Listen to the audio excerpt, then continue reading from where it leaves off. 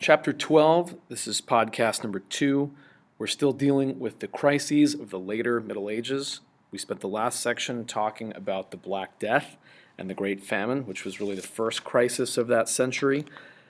Today's section is about war, and it's the second crisis. So at the top of your notes, you might want to label, crisis number 2 here for the 100 Years' War. It's a long 100-year, approximately, war between England and France, the beginning of which is fairly complicated, but we'll try to keep it at a high level enough to follow the story and see what ultimate impact it has on the people of Europe. And again, why this is all called the crises of the late Middle Ages. The causes of the 100 Years' War start with all kinds of murder, intrigue, and a dynastic struggle that's described very well in your textbook on page 387. And I'd encourage you to read just the first paragraph on page 387. There's also some really good maps in your textbook on page 391. And as we're going through the story, it would help if you had the book out to follow along in the maps as we tell the story. Essentially, there's a dispute over who's going to be the king of France. For long ago in history, the English king had a territory in France called Aquitaine, and that's actually the region surrounding Bordeaux, which you see on this map in purple. The English kings for a long time in history had controlled just that portion of France, and that was okay. Then both the English king and the French king died within a very close period of time, and the new English king, whose name was Edward III, claimed all of France for himself. And then the new French king, Philip VI, obviously disputed that. So it's called a war of succession. Who's going to be the next king?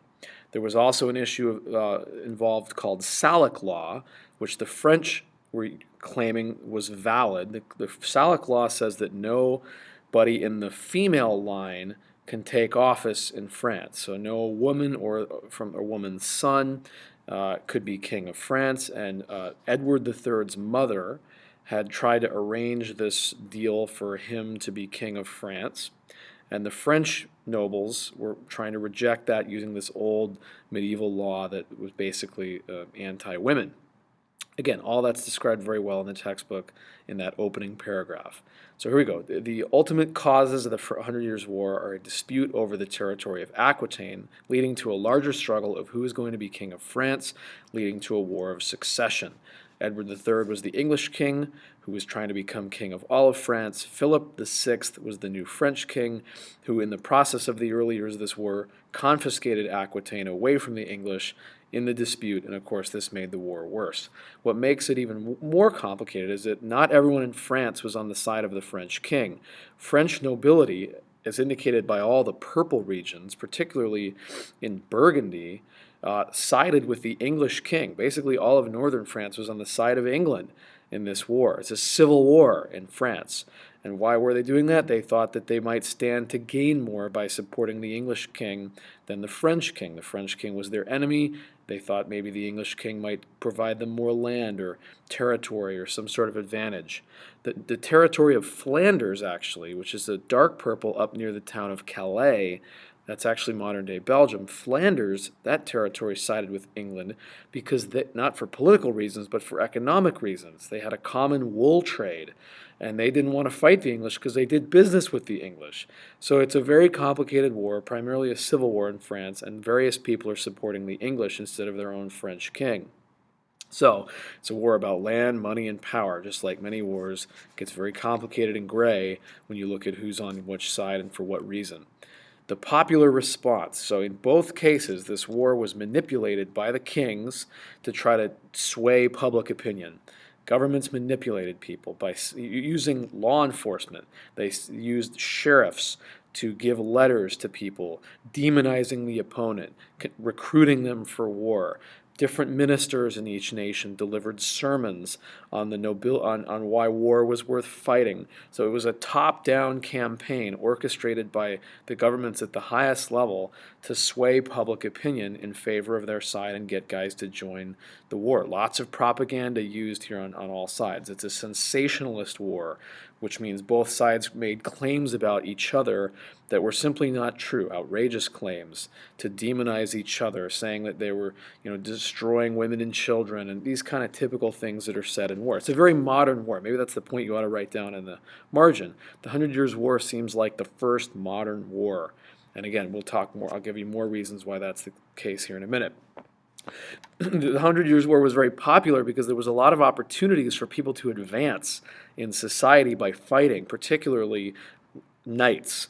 You could get rich fighting in the Hundred Years' War, so that knights might acquire land. Perhaps they'd take some. English knights might go over to France and just take the land that they conquered. Obviously, advancements for wealth. But on the lower end of society, criminals were recruited into the war and fought because if they did, they were promised pardons for their crimes and they were getting out of jail, basically. On all sides, you could just simply steal things from the enemy. We call that booty, war booty. You go over to France, you fight, you find a house, you take it. You find some jewelry or something of value, you steal it, you bring it back. Now you got a little money back at home. So it's, again, a very modern, kind of dirty war. Another factor in the Hundred Years' War is the decline of medieval chivalry. Chivalry was a medieval code, somewhat fictional, among knights, the elite warriors of society. And it was a code of battle, how they would fight and conduct themselves on the battlefield with honor and dignity. And they would fight a certain way, and only knights should be fighting knights in chivalry. It was also this semi-fictional view on how to treat women politely and with respect and dignity. None of that is really true. A lot of times chivalry was more myth than reality, but at least some people certainly believed it. Basically, the idea of chivalry is that war was noble, and that it made you more of a man, and that war was part of becoming a man and being a man of the upper class. And all of that is described heavily in later centuries by William Shakespeare, who wrote about 200 years after the Hundred Years' War. He's an English playwright, you know that.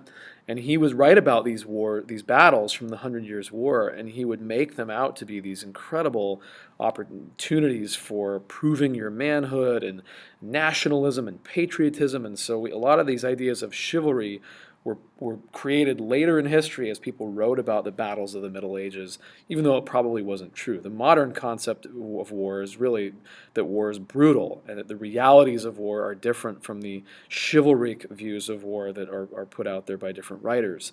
So chivalry in the Hundred Years' War was pretty much finished once knights were getting killed by peasants, because that breaks the whole code. And it's a large war, and there's massive battles, and it's not just knights fighting knights. Peasants are in the mix, and they're taking out knights, and it's dirty and nasty and brutal, and the whole concept of chivalry really is finished, if it ever even existed, by the time we get through the Hundred Years' War. The course of the war to 1419, most of the war, as you can see on this map, was fought in France, not in England.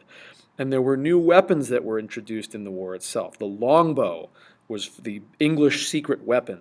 Big bows and arrows, but the arrows could travel really far and take out lots of people. And the second new weapon was the cannon.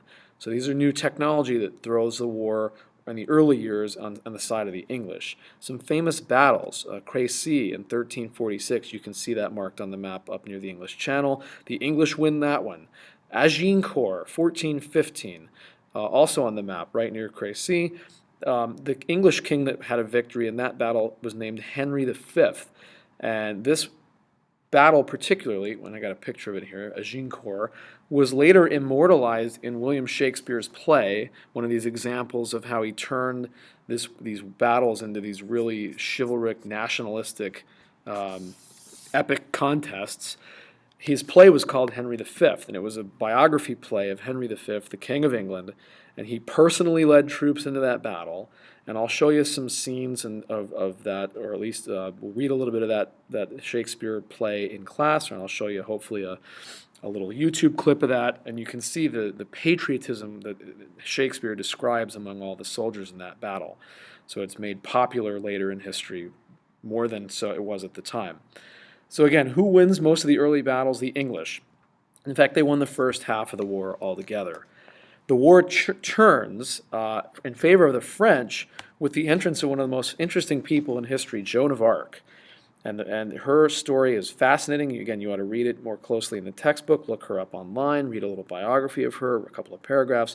Joan of Arc is a peasant girl from France who grew up during the Hundred Years' War and saw the French losing big time and heard voices in her head, which she claimed were God, telling her that it was her destiny to lead the French nation into battle against England and win the war. And she was a very unusual girl for her day. She had a very strange appearance for standards of her day. She cut her hair very short. She wore men's clothing. So there was all kinds of scandal in her young life. She wasn't feminine as you would just think of it at the time. She didn't conform to popular views on what it meant to be a woman. She basically advocated her way all the way to the French king. She had an audience with the French king. She met with him personally. And the war was going so badly for France that the king agreed to meet this woman who had claimed to hear voices and urged on by the voice of God. He met with her. She gave her pitch on why she ought to lead soldiers into battle. And again, the war was going so badly that the king actually turned troops over to Joan of Arc and said, all right, give it your best shot. And she takes over the French army at the Siege of Orleans. And this was a really turning point battle. Look at that map right there. It's right on the battle, but on the dividing line between the English holding and the French part. And so it's on the front lines. And they said, all right, prove yourself. Go take the city of Orleans, 1429. And she did it. She went and led troops into battle and was constantly praying and thinking she was being led by the voice of God. And the French had a major turning point victory at the Battle of Orleans under the command of Joan of Arc. Unfortunately for her, she was captured in that battle by the Burgundians, who were allies with the English. They sold her to the English. The English didn't quite know what to do with her, so they turned her over to the church. And an ecclesiastical trial was held. Ecclesiastical means church. And she was tried for witchcraft because of her unconventional lifestyle and not fitting the proper roles for women. And then she was executed at the city of Rouen, which you see on the map here, northern France, very central part, right on the Seine River. She was burned at the stake at Rouen by the Church of England for witchcraft, not for her military victory or anything like that, but for just simply not conforming to what it meant to be a woman. So what do you do with witches? According to Monty Python, at least, you burn them. So this is the first of many people suspected of witchcraft that are going to be burned in our class. So the long term, and here's Joan of Arc at the Siege of Orleans. Brave woman, incredible story. There's been movies made about her. Just a wonderful story in history. Her legacy in the future of France is really positive. She was obviously declared a martyr by the French church later on in history. She was declared a saint in the year 1920, so hundreds and hundreds of years later, she was made a hero for the people of France. And today, Joan of Arc is one of the major symbols of France today. She was a personification of French heroism and liberty and the defense of the homeland. And so Joan of Arc is a very popular figure today. Her legacy is not tarnished by her being burned at the stakes. In fact, she's one of the cultural icons of France. Okay, what are the costs and consequences of the Hundred Years' War? It's tragic, loss of land, money, men. It's extremely expensive to fight. There's a breakdown of law and order in all the war zones. And as all of the upper-class men from England went to France to fight, all the knights left England. There was a breakdown of law and order in England. There was lots of war booty taken.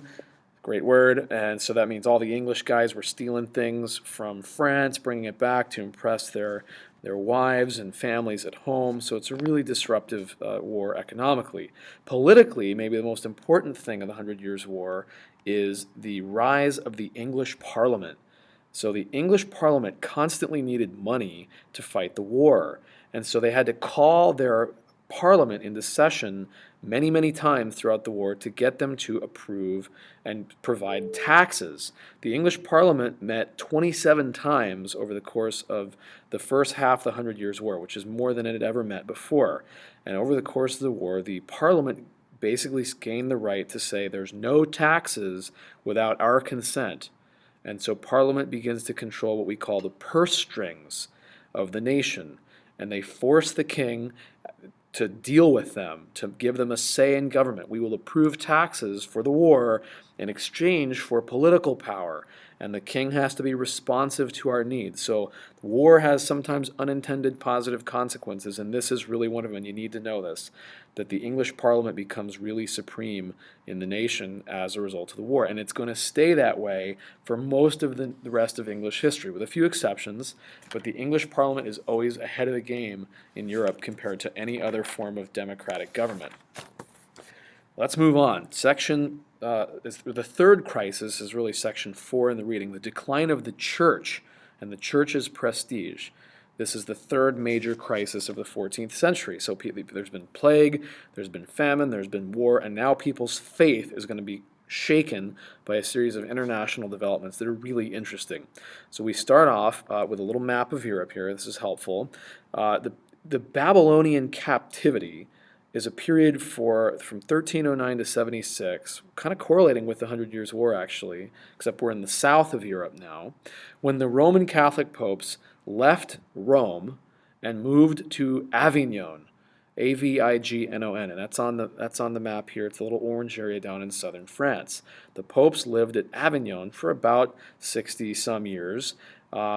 For various international reasons. They basically they had a better alliance with the King of France at that time.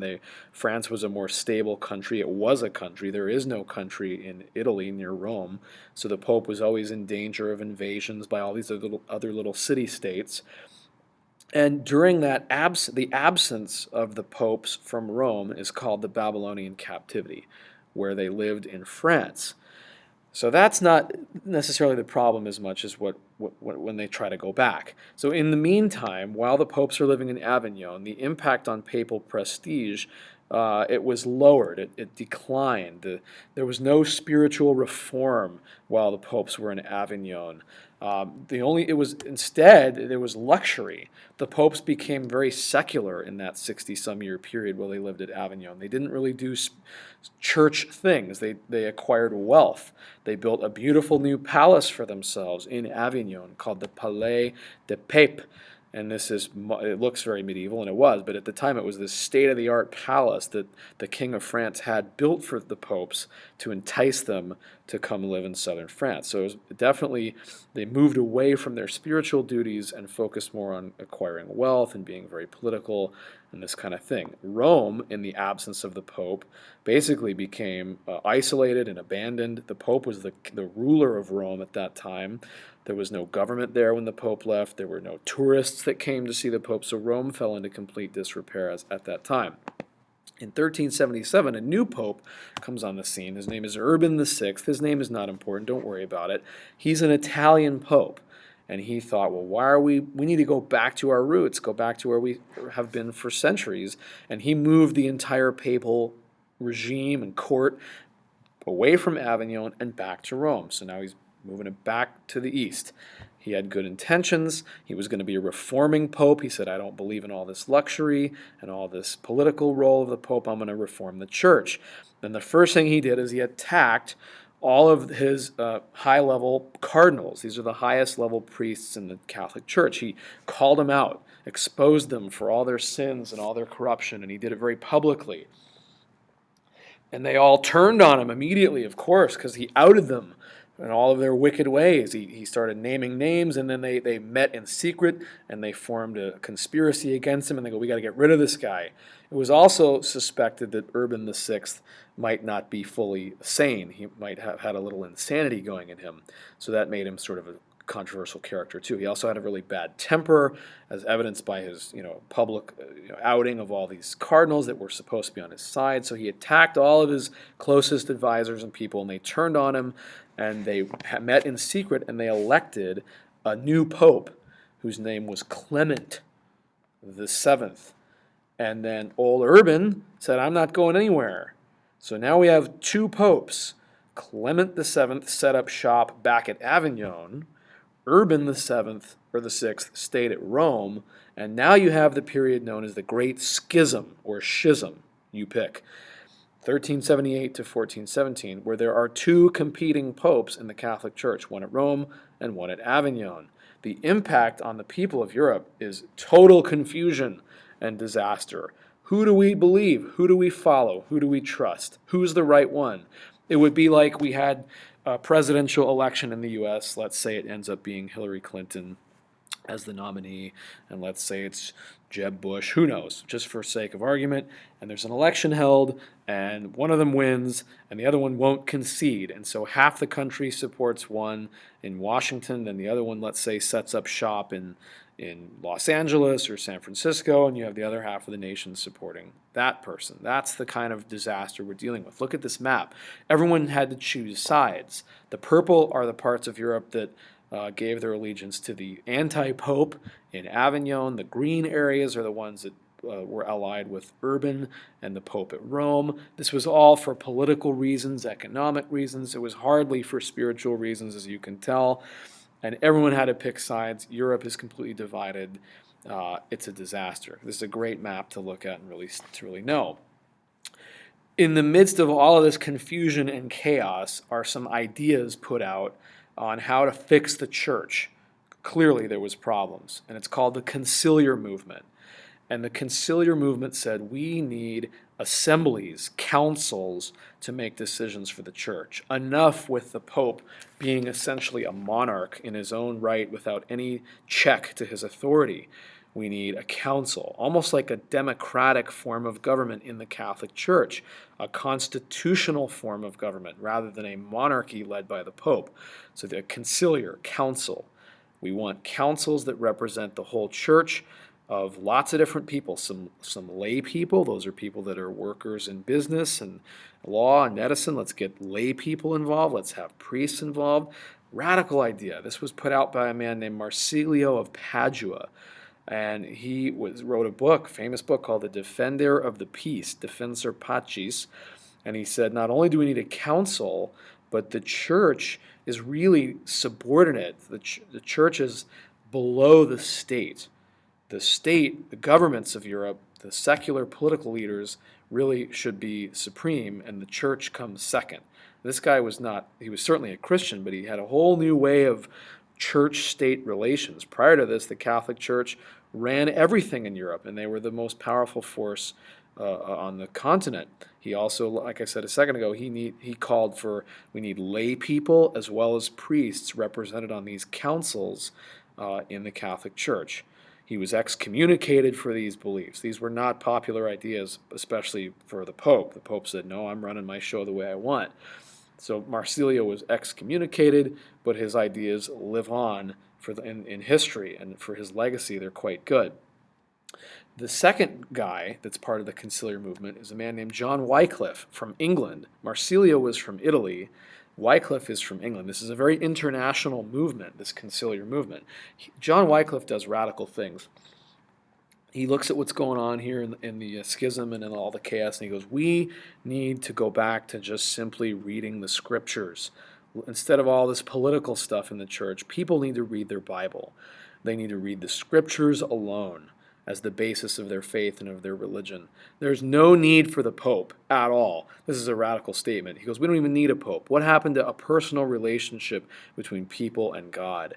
No need for mediation, no priests, just people reading the Bible for themselves in their own language. That's another thing he asked for. We have to have the Bible in our own language. We don't need to go on pilgrimages. We don't need to venerate saints. We need the people and God and their Bible alone. He's a precursor for the Reformation. He translated the Bible into English. First guy to do that from Latin. He challenged the authority of the Pope. Martin Luther is going to be the leader of the Reformation 100 years down the road. And this man, John Wycliffe, up in England, was laying the groundwork for that level of reform in the church. Incredible guy. His followers were called Lollards. That means mumblers. They would literally walk around in England praying out loud. They were preachers. They would go from town to town giving out Bibles in English, preaching, telling people to read for themselves. Women were a part of the Lollard movement. They were right there alongside the men, preaching and teaching. So it's an advancement for women.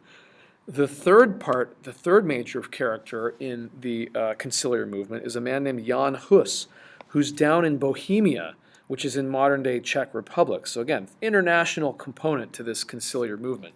Jan Hus is a follower of Wycliffe. He had heard about his teachings in England slowly over time, and he called for the same things as Wycliffe. The Bible in our own language. We don't need a pope. We need local churches, individual people following after God. Amazing stuff and radical for their day. Jan Hus didn't end up doing very well in life. Well, his ideas did, but he personally is going to get called in front of a council meeting.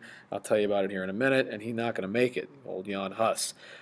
So all this challenge to the church's authority culminates in several council meetings called by the popes to try to work out the schism and all these reform movements. The first one is held at Pisa in Italy. So go back to the map. The Council of Pisa, 1409. This is a complete fail. The only thing that happened at this Pisa meeting is that they elected a new pope and said the other two got to go. The Avignon guy's got to go. The Rome guy's got to go. But neither one of them would budge. So now you got three popes. And the third pope is John the 23rd. He's now the second anti-pope. You have a pope, a first anti-pope, and a second anti-pope. It's a disaster. No one went away. You got three popes. This lasts for 5 years with three popes in Europe. And then there's an even bigger meeting called in 1414 called the Council of Constance. And this one's going to solve the problem. There's going to be three objectives for this meeting. Number one, end the schism, the division among three popes. Number two, we've got to reform the church. Number three, we've got to wipe out any form of heresy. Heresy is when you speak against the church, which means essentially we got to stop the conciliar movement, these guys that are asking for a new form of church government. We want to reform in order to keep our power, not share it with some council. So here's their decisions. Number one, they called Jan Hus to a trial. They said, come to the meeting, we'll hear you out. We'll listen to your opinions. We'll let you be a part of the debate. And he went. They tricked him. They lied. He didn't get a chance to speak. They called him there. They put him on trial. They found him guilty of heresy, and they burned him at the stake. Number two, they elected a new pope, replaced all of the three old ones. They got a new guy on the seat of the Catholic Church, and he's going to stay. And they forced the other three guys out under threat of military action. The third thing they did is they ended the conciliar movement for now. They said, we're not doing that. No councils, no democracy. For now. It's all going to come back in history. You can see the seeds of it, but for now it's over, and this ultimately exposed the need for incredible reform in the church because they really didn't modify any of the things that the conciliarists were all about. This is all going to lead to the Reformation 100 years down the road with Martin Luther. But for the time being, they settled their issue at least now, and there's Jan Hus being burned at the stake in Prague, or no, excuse me, they burned him at the stake. They burned him at the stake, and he's memorialized now in a very famous monument in the center of Prague in the Czech Republic. A big monument to him as a person who advocated religious freedom and liberty long before that was actually a popular thing to do. So those are the major crises of the 14th century: plague, war, and crisis in the church.